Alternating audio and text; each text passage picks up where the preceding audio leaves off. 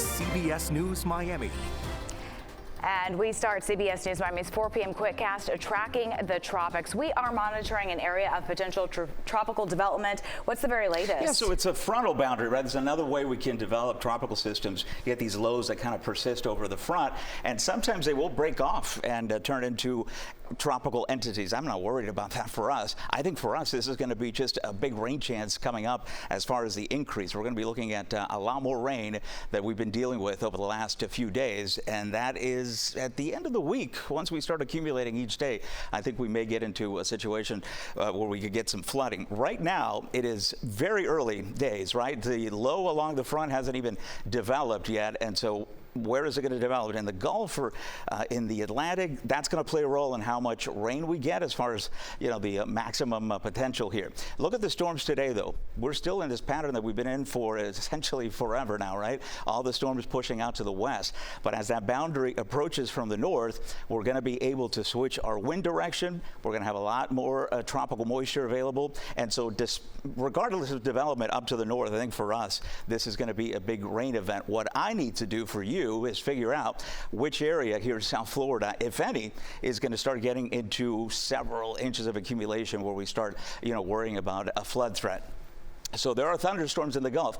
There's nothing organized here. This is not the event, right? We still have a couple of days before the area of low pressure decides to get going. So you get winds coming from the essentially north, winds coming from the south. You start getting a spin.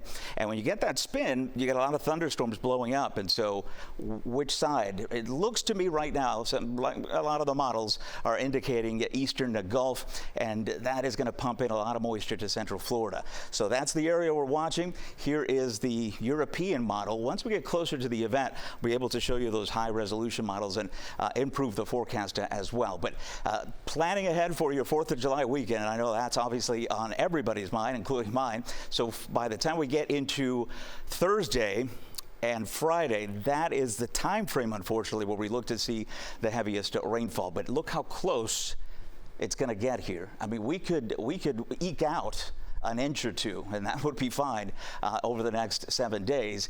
But if that axis shifts a little bit further to the south, then we start getting into 3 to 6 inches of rainfall, and that's what we have to work out. And the way we do that is we wait for additional model runs that'll come in over the next couple of days. Keep checking back with us here and on CBS News Miami, and I'll be able to tell you a little bit more about where the rain and the heaviest of it is going to set up. Not a wind threat for us. That's not an issue. Even if it gets a name and it detaches, that's not going to be in the cards for us. This will be a big rainmaker by the end of the week.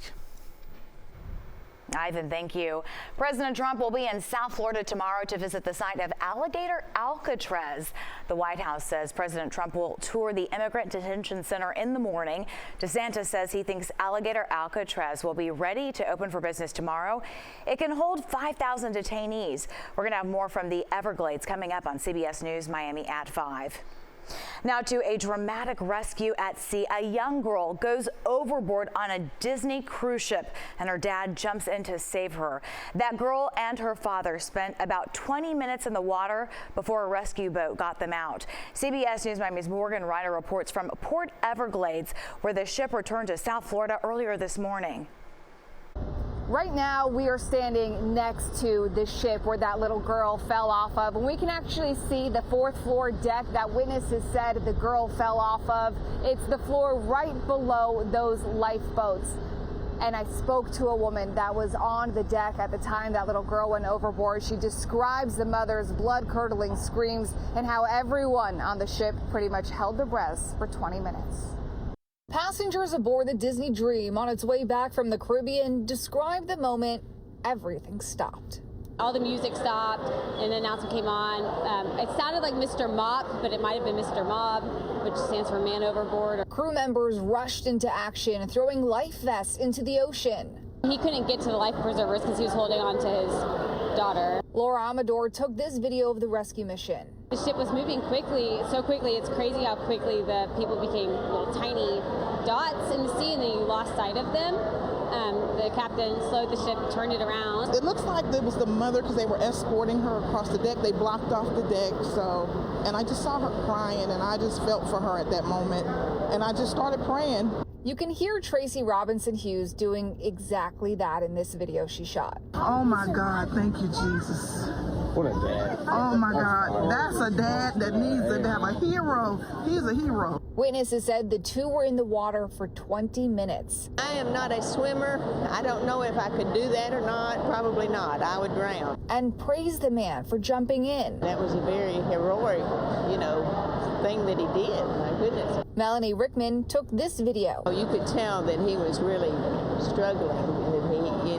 That he'd been treading water for 20 minutes, 15, 20 minutes. Disney sent a statement saying in part, the crew aboard the Disney Dream swiftly rescued 2 guests from the water. We commend our crew members for their exceptional skills and prompt actions, which ensured the safe return of both guests to the ship within minutes.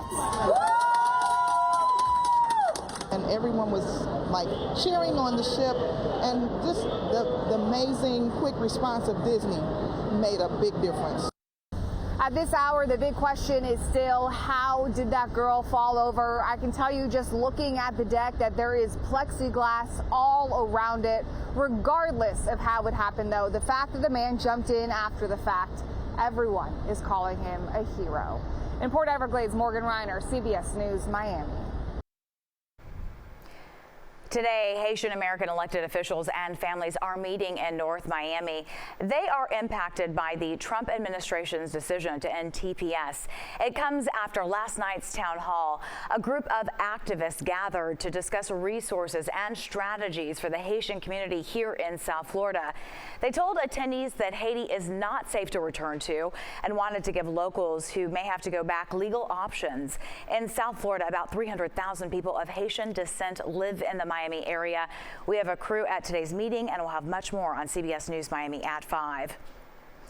President Trump says he wants Congress to pass his budget bill known as the One Big Beautiful Bill Act by the 4th of July. But the bill's final passage is still uncertain. CBS News Miami's Erica Brown has more details from Capitol Hill. Were previously ordered, the clerk will call the roll. Republican senators could be on the verge of passing one of President Trump's biggest legislative priorities, named the One Big Beautiful Bill Act. This, Mr. President, will make this country safer, stronger, and more prosperous. The legislation includes increased spending for border security and defense and extends Trump's tax cuts from his first term. It also fulfills his 2024 campaign promise to remove taxes on tips and overtime pay.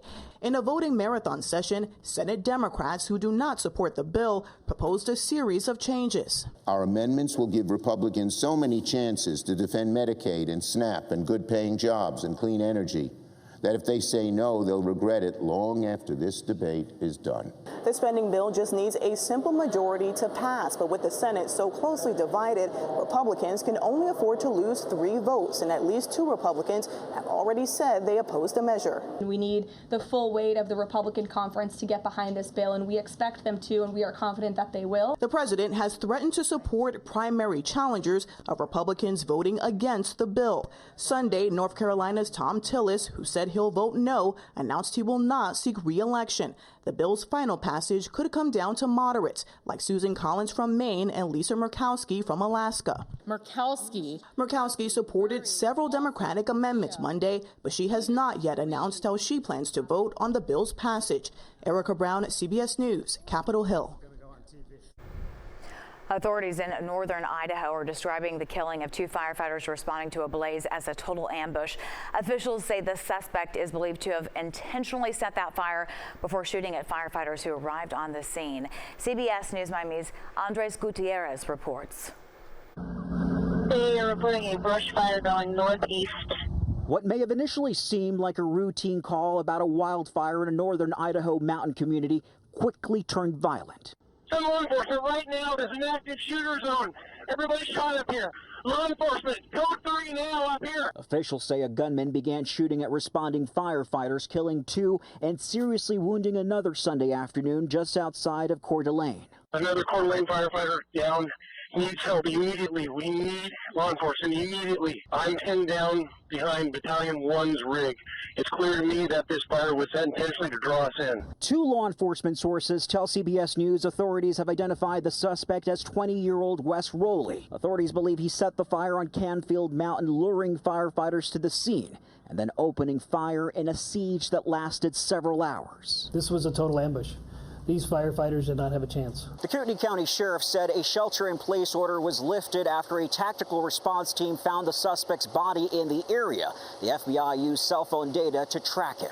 We believe, based on the information that we've been able to collect, that we believe that there was only one shooter. While firefighters continued efforts to put out the blaze Monday, senators on Capitol Hill held a moment of silence in the shooting's aftermath. Sunday, residents lined the streets as the 2 firefighters' bodies arrived in nearby Spokane, Washington. Andres Gutierrez, CBS News, Coeur d'Alene, Idaho. When we come back, a blockbuster trade that shakes up our Miami Dolphins, bringing back home a former first-round draft pick. Welcome back to CBS News Miami's 4 p.m. Quickcast. Tonight, road closures begin as crews continue work on a new pedestrian bridge. It's near Florida International University. The closures go through Wednesday. This is along Southwest 8th Street and Southwest 109th Avenue. They'll begin at 10 every night. Lanes reopen by 6 the following morning. Several detours are planned for drivers in the area. The original bridge collapsed in 2018, killing 6 people.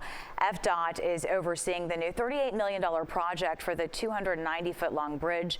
It will stretch over Southwest 8th Street. At community meetings last year, FDOT engineers told the public there will be no active work above travel lanes to ensure safety. Dolphins fans say goodbye to Jalen Ramsey. The Dolphins have traded the 3-time All-Pro cornerback to the Pittsburgh Steelers. Tight end John Smith is also getting traded as part of the deal. In return, the Fins are getting back safety Minka Fitzpatrick and a pick swap. Fitzpatrick began his career with the Dolphins after being drafted by the team in 2018. Ramsey becomes the 4th Dolphins captain to leave the team after last season. And that does it for your CBS News Miami Quickcast. I'm Naja Sherman. Stay tuned for more news right here on CBS News Miami and have a wonderful day.